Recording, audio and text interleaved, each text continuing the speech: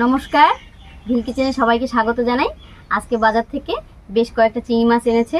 তো আজকে চিংড়ি মাছ দিয়ে নয়, চিংড়ি মাছের যে মাথাগুলো হয় এই মাথা দিয়ে একটা বাটা রেসিপি আপনাদের সঙ্গে শেয়ার করব, খুবই সহজভাবে। আপনারা সঙ্গে থাকুন, আশা করছি ভালো লাগবে। প্রথমে মাছগুলো কেটে মাছের মাথা আর খোসাগুলো সব আলাদা করে নিচ্ছি। মাথার মধ্যে যে এই শক্ত কাটার মতো থাকে এটা ফেলে দেব, আর বাকি অংশটা নেব।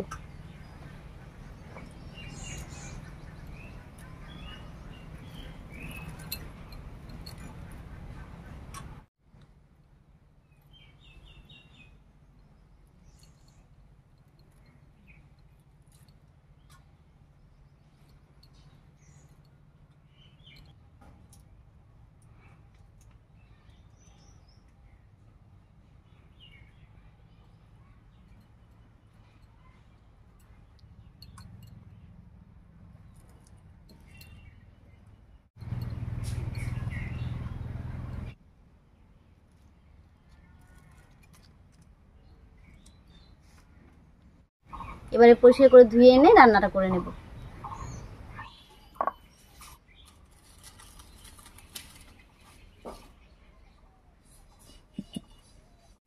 উনুন জ্বালিয়ে কড়াই বসিয়ে দিয়েছি। এবারে শুকনো খোলায় কয়েকটা কালো জিরে ভেজে নেব।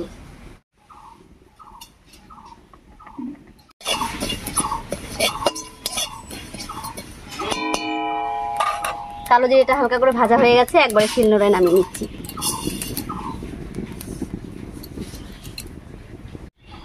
এবার কড়াইয়ের মধ্যে দেব সামান্য একটু সরষের তেল।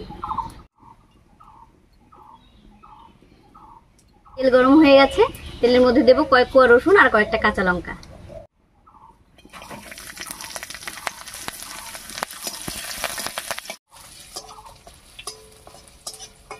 রসুন আর কাঁচা লঙ্কা হালকা ভাজা ভাজা হয়ে গেছে, এবারে চিংড়ি মাছের মাথাগুলো দেব।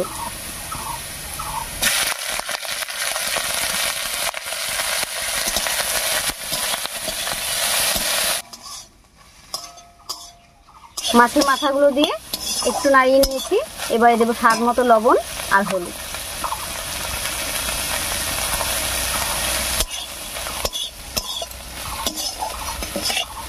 এবারে চিংড়ি মাছের মাথাগুলোকে বেশ একটু লাল লাল করে ভেজে নিতে।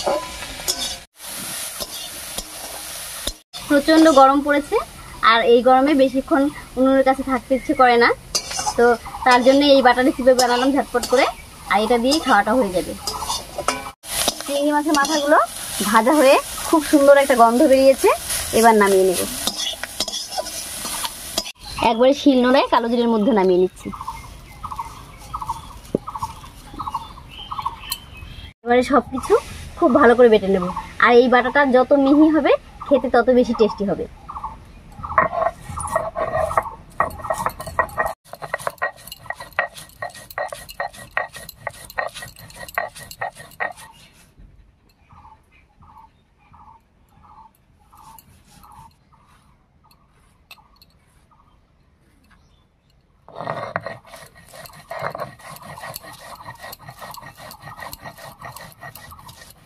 আর এই বাটাটা বাটার সময় কোনো রকম জল দেওয়া যাবে না, এমনিই বাটতে হবে।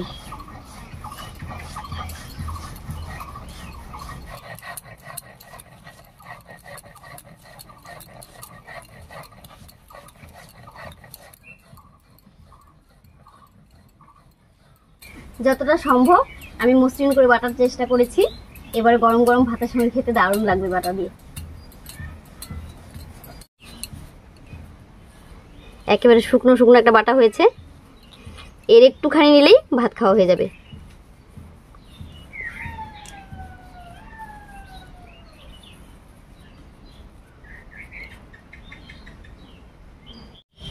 বাটা একদম রেডি হয়ে গেছে, এবার একটু খেয়ে দেখি। আপনারা চাইলে উপরে একটু কাঁচা তেল দিতে পারেন, তবে আমি বাটায় কাঁচা তেল ব্যবহার করি না, এমনিতেই ভালো লাগে।